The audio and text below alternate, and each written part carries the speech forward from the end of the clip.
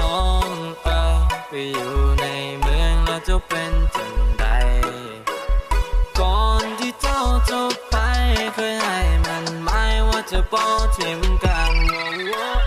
โอ้น้อง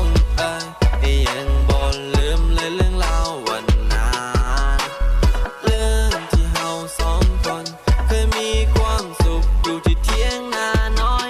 แต่มามื้อนี้น้องนั้นมาเปลี่ยนไปไปอยู่ในเมืองกรุงที่สุดแสนสิวิไลและไปเจอคนที่มันร่ำรวยกว่าอ้ายน้องก็ลืมเลยคำมั่นสัญญาที่ให้ไว้เจ้าลืมกันเลยน้องนางมาบรรณาคนนี้ที่ยังคอยเจ้าและสุดท้ายก็คือเสียน้ำตา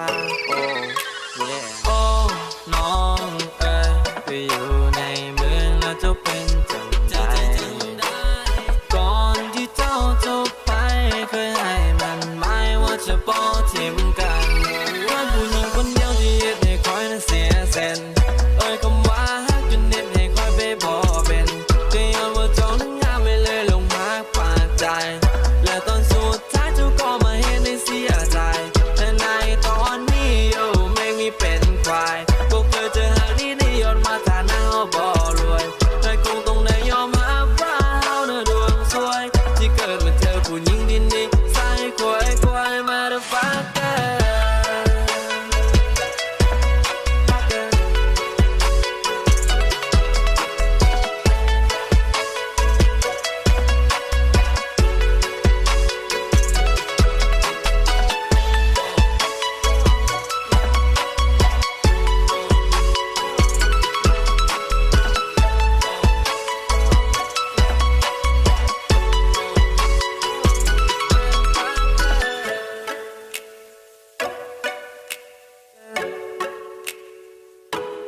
ใส่ควาย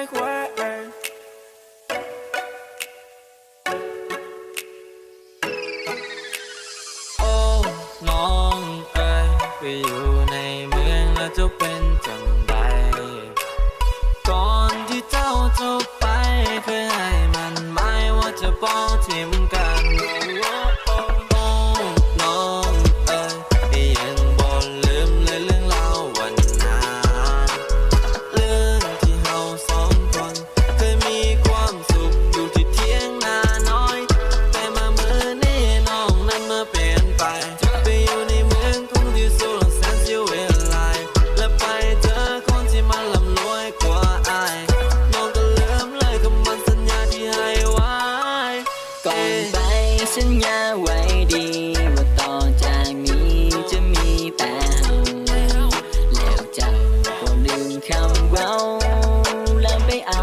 ผู้บ่าวในเมืองวอในคนจื่อมันยังจำทุกการกระทำไม่ทุกคำสัญญาเจ้าคงลืมเบิดแล้วคนทุกอย่างที่ดีคนที่ท่ายืนนิ่งอยู่ที่ฝั่งบ้านนาไปได้ดีมีความสุขเจ้าก็ลืมความทุกข์อยู่สวรรค์เมืองฟ้าคนที่ท่าอยู่บนนี้มันในคมงมเงาและยังจื่อมันในดีก็จะท้ายก็จากลา